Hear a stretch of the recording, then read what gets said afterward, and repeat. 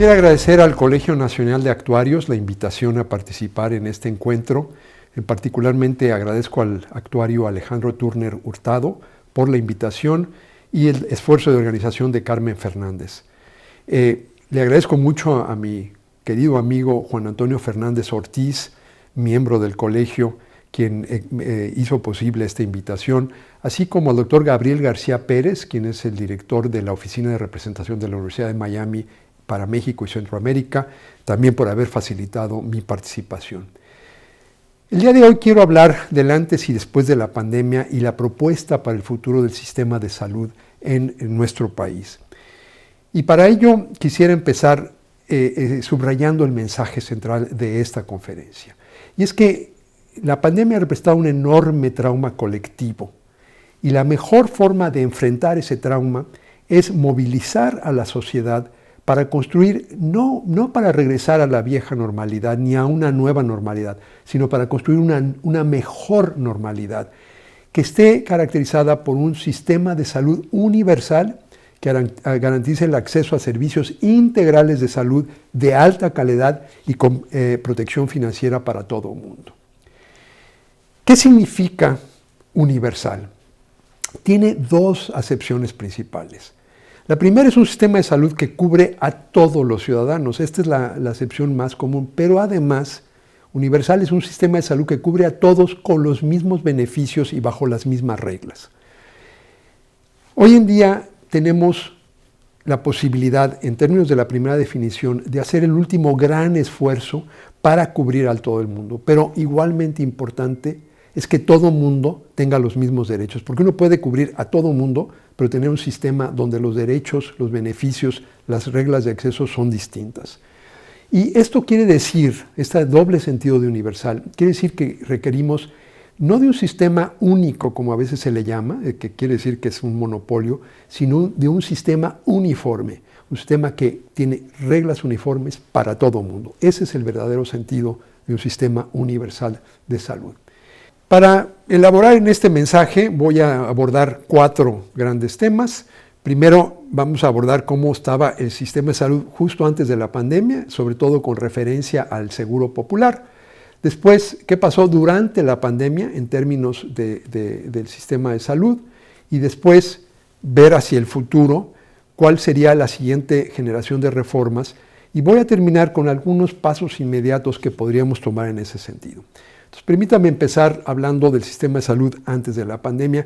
No me voy a detener mucho, simplemente quiero destacar en dónde estábamos en términos del Seguro Popular.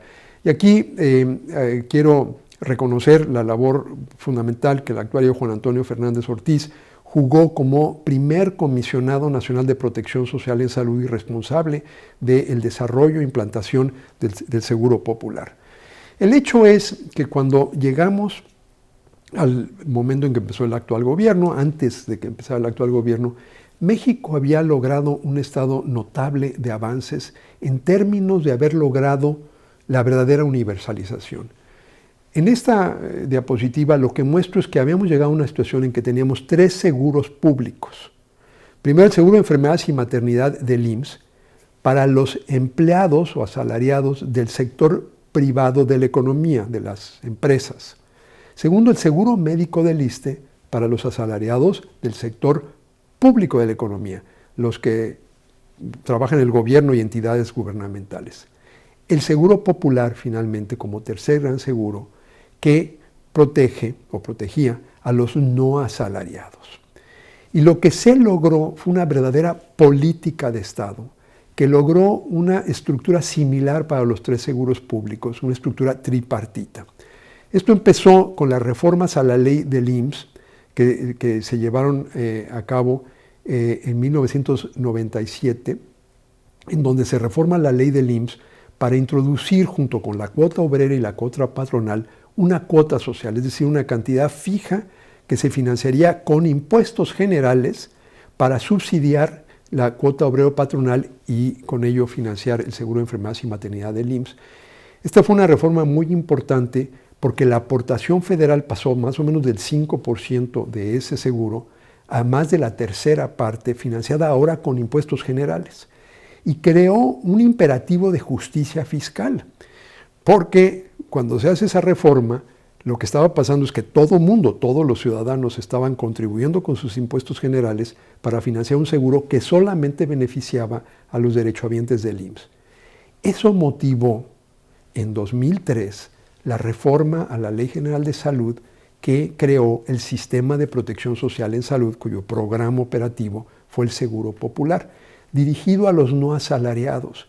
Y lo que se hizo ahí fue tomar literalmente el mismo lenguaje que estaba en la ley del IMSS para crear este concepto de cuota social, introducir una cuota familiar equivalente a la cuota obrera, aunque en el caso del Seguro Popular la mayoría de los derechohabientes o beneficiados del Seguro Popular estaban exentos porque pertenecían a las familias más pobres del país.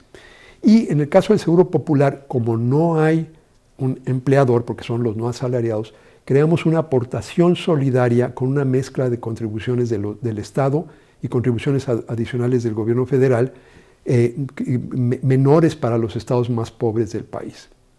De manera que se homologó la estructura financiera en esa ley del 2003. Finalmente, en 2007, se reforma la ley del ISSSTE con la misma estructura, copiando el mismo lenguaje que estaba en la ley de salud. Esto es lo que se llama una reforma de Estado. 3 reformas de ley en 3 administraciones diferentes de 2 partidos diferentes que lograron a lo largo de ese periodo crear una estructura homóloga para 3 seguros públicos. Ahora, ¿qué cobertura tenían esos seguros públicos? Bueno, si vemos lo más cercano al gobierno actual, que fue en la encuesta intercensal de 2015 y la encuesta nacional de salud y nutrición también de 2015, más datos de la Asociación Mexicana de Instituciones de Seguro. Esta es la cobertura que teníamos en términos de aseguramiento alrededor de 2015 y era básicamente lo mismo en 2018. Teníamos los seguros privados, dentro de ellos el Seguro Popular para la población no asalariada, y luego la Seguridad Social en su conjunto, IMSS, ISSSTE y las más pequeñas que es Pemex y las Fuerzas Armadas. Y luego los seguros privados. Bien, el Seguro Popular en ese momento tenía 56 millones de afiliados, era el seguro de salud con más número de beneficiarios. Había 42 millones de afiliados a algunas de las instituciones de seguridad social, sobre todo el IMSS y el ISSSTE. Y los seguros privados tenían 8 millones de personas con seguro privado, la mitad de ellos también con algún seguro público, de manera que neto una adición de 4 millones más. En total, 102 millones de personas en México, en ese entonces, en 2015, con alguna forma de seguro público en materia de salud. Eso quiere decir que para ese entonces quedaba 14% de la población total sin protección en salud. Es decir, que teníamos ya la mayoría de la población, 86% de la población, con alguna forma de cobertura en materia de aseguramiento público o privado de salud. Estábamos muy cerca de lo universal. Ahora, el Seguro Popular tuvo múltiples efectos positivos, entre ellos, y nada más los menciono, hay más de 150 artículos que se han publicado sobre el Seguro Popular, ha sido investigado con gran detalle, pero simplemente destaco sus principales logros. Primero, una expansión importante a la inversión en materia de salud. Gracias al Seguro Popular, más que se duplicó el presupuesto de la Secretaría de Salud entre el año 2000 y el año 2015, ajustando por inflación, se cuadruplicó el presupuesto ajustado por inflación. Segundo, una ampliación muy notable de la cobertura de la protección social en salud, ya mencioné el número. Tercero, un gran incremento en protección financiera, es decir, una reducción de gasto de bolsillo y sobre todo del gasto catastrófico de bolsillo de las familias. Cuarto, un fortalecimiento de la oferta, porque parte de ese aumento de inversión se dirigió a expandir la oferta.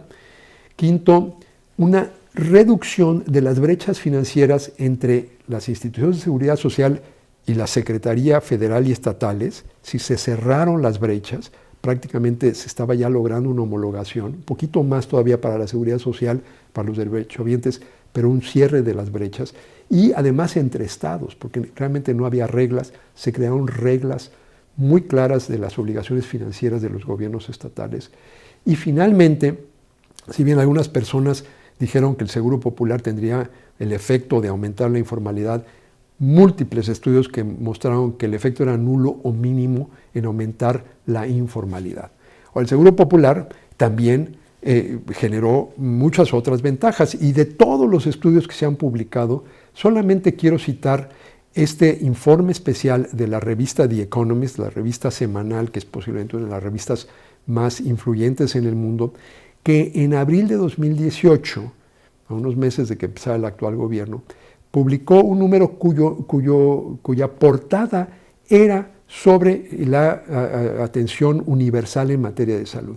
Y cito esta frase de ese informe, donde dice, cito literalmente, que diversos estudios sugieren que el Seguro Popular ha reducido drásticamente el número de mexicanos que enfrentan costos catastróficos en salud y ha reducido la mortalidad infantil. Hay estudios que muestran un efecto positivo en reducir la mortalidad infantil.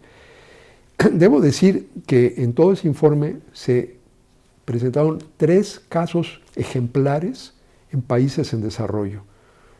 Tailandia en Asia, Ruanda en África y el Seguro Popular para América Latina.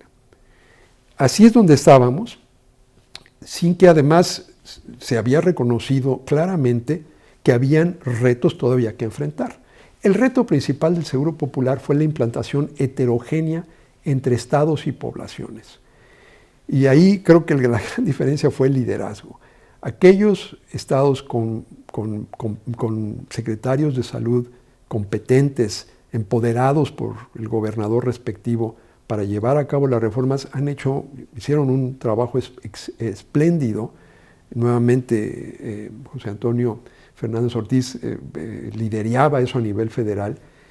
Pero también tuvimos estados donde esa competencia de las autoridades estatales no era tan buena, y eso creó gran heterogeneidad en materia de la implantación. Ese fue un primer reto. Segundo, eso se tradujo en brechas en calidad, en materia de calidad. Había instituciones con muy buena calidad, otras con menor calidad. Tercero, no se logró superar la segmentación entre distintos componentes del sistema de salud. Y cuarto, se identificaron casos muy específicos de corrupción, pero eso no fue un problema del Seguro Popular, eso fue un problema de la corrupción. Antes no había dinero dedicado a salud, no había corrupción.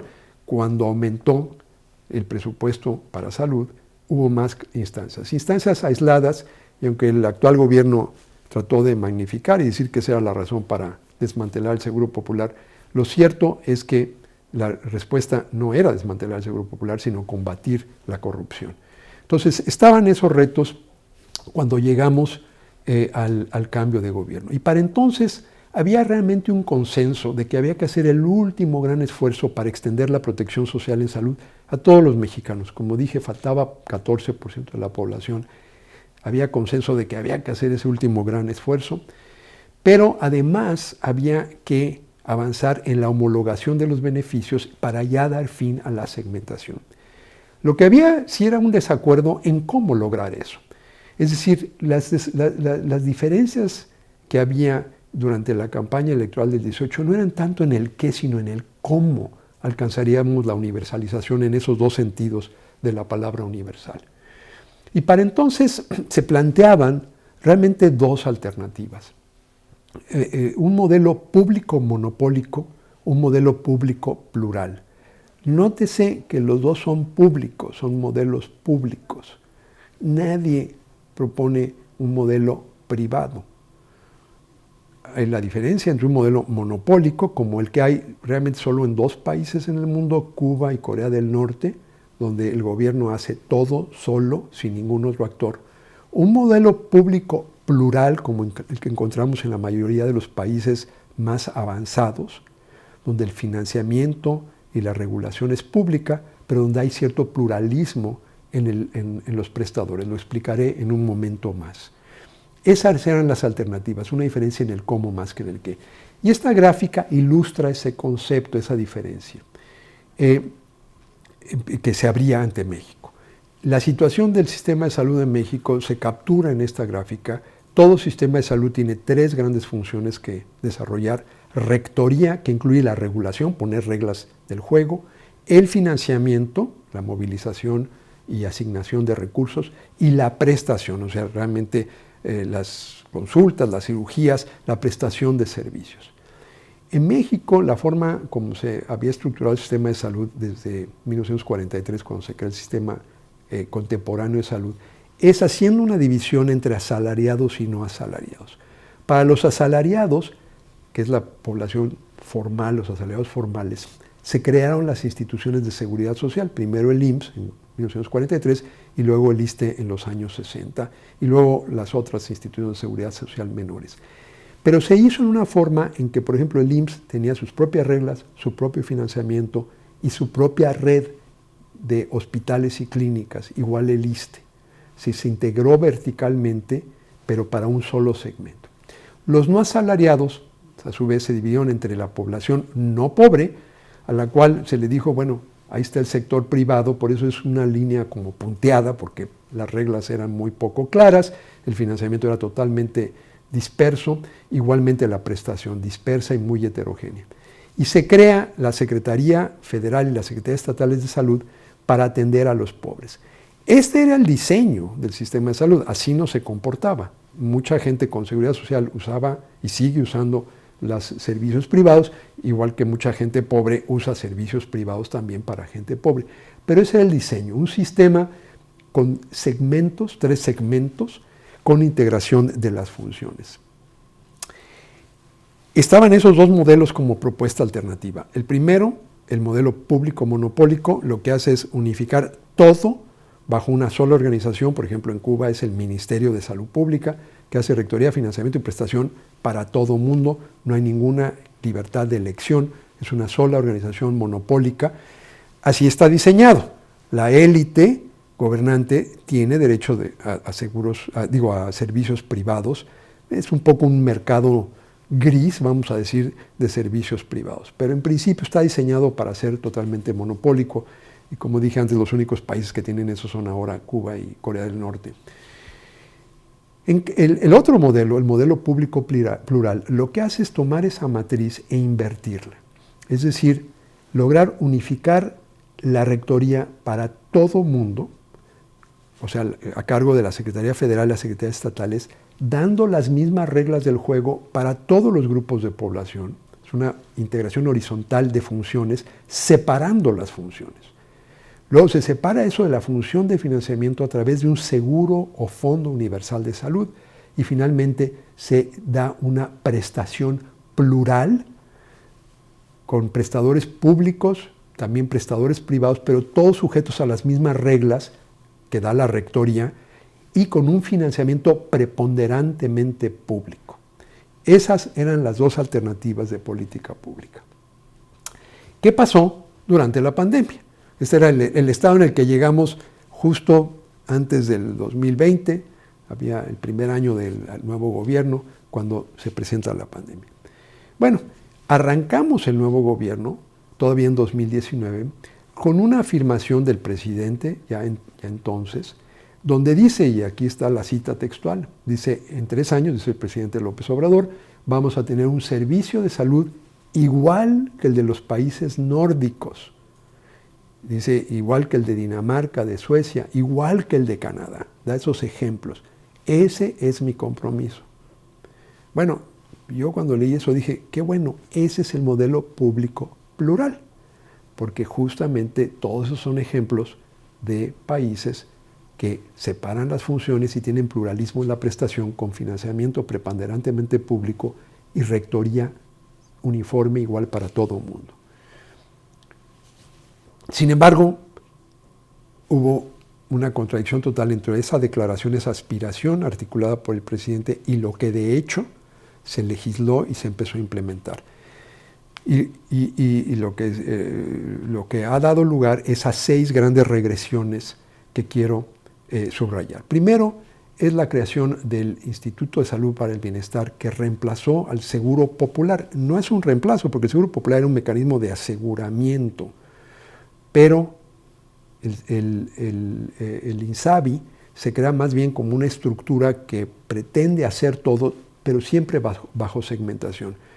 Posteriormente, este año, ya se ha reconocido el fracaso del INSABI y lo que se ha lanzado ahora es el IMSS Bienestar como un organismo público descentralizado. Pero estamos haciendo una regresión porque uno recentraliza la atención a la salud para la población no asalariada cuando la descentralización se logró, se inició en el año de 1984 y culminó en los años 90. Y ahora estamos regresando a una recentralización. Ninguno de los países que se mencionaron, como Suecia o Dinamarca o Canadá, tienen una estructura centralizada, sobre todo no están centralizados para el primer y segundo nivel de atención. La segunda regresión con la creación del INSABI y ahora del IMSS Bienestar es que se reducen los beneficios porque solamente cubre los servicios de primer y segundo nivel, mientras que el Seguro Popular cubría también los servicios de alta especialidad. Segunda gran regresión es el debilitamiento de la capacidad rectora de la Secretaría de Salud.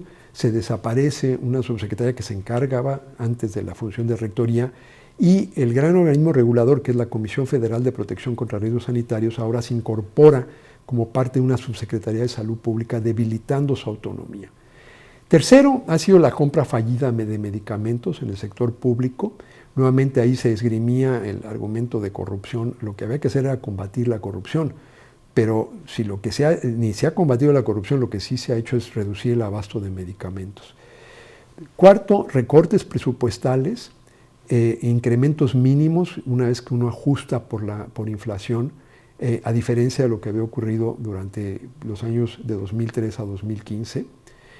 Quinto, una reducción de la protección social en salud, y ahí tenemos aumento revelado por los estudios, las encuestas, que nos muestran un aumento de la carencia por acceso a servicios de salud y un aumento en el gasto de bolsillo y en los gastos catastróficos, nuevamente establecidos por la encuesta nacional de ingresos y gastos de los hogares, revelan que han aumentado esos gastos catastróficos. Y finalmente, y de manera muy importante, un deterioro en las condiciones de salud. De manera que lo que ha ocurrido es que, si bien durante la campaña había esos dos modelos, lo que de hecho estamos viendo es que ninguno de los dos se ha implementado, porque este modelo ni siquiera es el modelo público monopólico, el modelo de Cuba, tampoco es el modelo público plural, digamos el de Dinamarca. Lo que se ha de hecho es regresar a un modelo corporativista de los años 70 del siglo pasado. Es decir, el modelo que existía en los años 70, antes de que empezara la descentralización a principios de los 80. Y es corporativista porque segmenta a la población de acuerdo con su posición en el mercado de trabajo. Por eso le llamamos a esto una restauración regresiva, es realmente un salto para atrás. Aquí vemos las distintas formas de integración que puede haber. Lo que necesitamos es un sistema realmente integrado.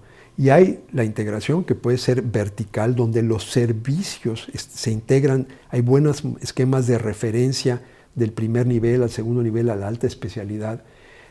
Sobre todo la integración horizontal, donde todas las poblaciones tienen los mismos derechos, o bien una fragmentación. Y eso es lo que tenemos ahora, una restauración de la fragmentación, sobre todo de las poblaciones, que puede ser una segmentación o, cuando es legal, como es el caso del sistema que tenemos, una auténtica segregación de las poblaciones. Yo le he llamado un sistema de apartheid médico. Los criterios no son raciales, sino ocupacionales, pero es como el apartheid que había en Sudáfrica antes. Una segregación legal donde no basta la condición de ciudadanos para ir a instalaciones públicas, por ejemplo, del IMSS o del ISSSTE, tiene uno que, además de mostrar que tiene un empleo asalariado, ya sea en el gobierno o en una empresa privada. La pandemia se acaba de hacer esta reforma cuando justo llega la pandemia. Fue una coincidencia verdaderamente tétrica el día que estaba empezando la reforma que creó el INSABI, 1 de enero de 2020, se acababa el día anterior de anunciar la presencia de una nueva enfermedad que unos días después se declararía una pandemia. De manera que esto fue una prueba de fuego para este nuevo sistema. Y la pandemia puso de manifiesto las enormes limitaciones del modelo que se había adoptado a través del INSABI y ahora del IMSS Bienestar. Y no me detengo en las cifras, son dramáticas, más de 320,000 muertes oficialmente reconocidas por COVID-19, el quinto lugar en el mundo. Más de 20% de las muertes por COVID-19 en trabajadores de la salud, que es el porcentaje más alto del mundo. Un 54% de exceso de mortalidad, o sea, entre las cifras oficiales y el exceso de mortalidad, un 54% de exceso, con más de 600,000 decesos, que es uno de los porcentajes más altos del mundo, el más alto entre los países de la OCDE, que México es miembro de eso, pero de los más altos de todo el mundo. 5,723 muertes por millón de habitantes en las cifras de la Organización Mundial de la Salud, nuevamente una de las más altas del mundo. El COVID-19 fue la primera causa de muerte en 2020 y 2021. Para ponerse en contexto, es la primera vez en 30 años que tenemos una causa infecciosa, una infección dentro de las primeras 5 causas de muerte, y la primera vez en 45 años que es la primera causa de muerte. Y finalmente, algo realmente preocupante, que es la primera reducción generalizada de la esperanza de vida en un siglo. Bueno, esa fue lo que pasó durante la pandemia. Ahora hay que ver hacia el futuro. Yo he publicado extensamente, tanto en la revista Nexos como en la revista Letras Libres, distintas propuestas hacia el futuro. He publicado también editoriales en varios diarios, sobre todo en Reforma. No veo factible que el actual gobierno vaya a hacer muchos cambios, pero tenemos la obligación de empezar ya a planear qué va a pasar en el futuro, porque va a haber que reconstruir totalmente el sistema de salud. Y déjenme simplemente hablar, y esto está basado en uno de los artículos en Nexos para quien tenga interés. Recopilamos mucho de esto en un libro que se llama Salud, Focos Rojos, para quien tenga interés en profundizar en estas ideas. Necesitamos 5 grandes reformas, yo le llamo unas reformas de nueva generación: una reforma legal, una reforma financiera, una reforma gerencial, una reforma al modelo de atención y una reforma participativa. La reforma legal es esencial. Hay que ya eliminar la contradicción entre los artículos 4 y 123 de la Constitución, porque el 4 habla del acceso a salud como un derecho social y el 123 como un derecho laboral. Tenemos que terminar esa contradicción para que el acceso a servicios de alta calidad con protección financiera sea un derecho legalmente exigible por todos los ciudadanos, independientemente de su posición laboral, de su posición en el mercado de trabajo. La reforma financiera quiere decir, en primer lugar, reconocer que aunque hubo aumentos muy significativos durante los años, entre 2013 y 2015, ha habido reducciones. Tenemos que ponernos la meta de al menos alcanzar el promedio de los países latinoamericanos, que es alrededor del 7% del Producto Interno Bruto. ¿Cómo financiarlo? Es a través de una contribución social generalizada que utilice la mezcla de impuestos más progresivos posible, o sea, que la gente con más recursos, con mayores ingresos, mayor riqueza, paguen más para que sea un esquema fiscal progresivo. Hay que integrar un fondo único de aseguramiento para poder entonces diseñar un paquete común de beneficios al que toda persona tendría derecho bajo cualquier esquema de aseguramiento público en salud, con independencia de quién sea el prestador de servicios. Esa es la idea. Y el fondo único es también para ampliar el pool de riesgos, que ahora está fragmentado. El ISSSTE, por ejemplo, tiene un pool de riesgos muy desfavorable porque es una población con una estructura más vieja que el IMSS o lo que era antes el Seguro Popular. Esto nos lleva a la idea de implementar un seguro o fondo universal de salud público, ciertamente con un papel importante pero complementario para los seguros privados. La reforma gerencial tiene que ver con la consolidación de la separación de funciones de financiamiento y prestación en todas las instituciones públicas. Es decir, lo que tenemos ahora, que es el seguro del IMSS, con un monopolio prestador, no funciona. 30% de los derechos habientes del IMSS usan servicios fuera del IMSS y por lo tanto vuelven a pagan 2 o 3 veces. Hay que separar esas dos funciones y permitir un fondo universal con libertad de elección.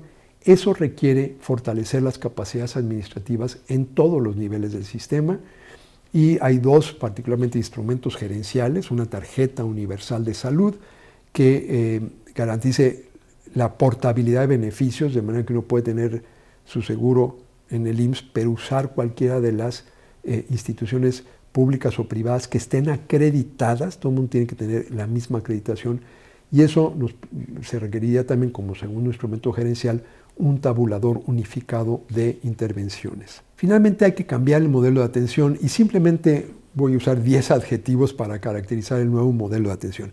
Tiene que ser anticipatorio, no esperar a que la gente sufra un daño a su salud, sino anticipar y prevenir. Segundo, centrado en las personas, darle poder a las personas, entre otras cosas, para elegir su prestador, y centrado en mejorar los niveles de salud. Comprometido con la calidad. Integral, que quiere decir que cubre todos los servicios posibles de salud, desde la prevención hasta los cuidados paliativos.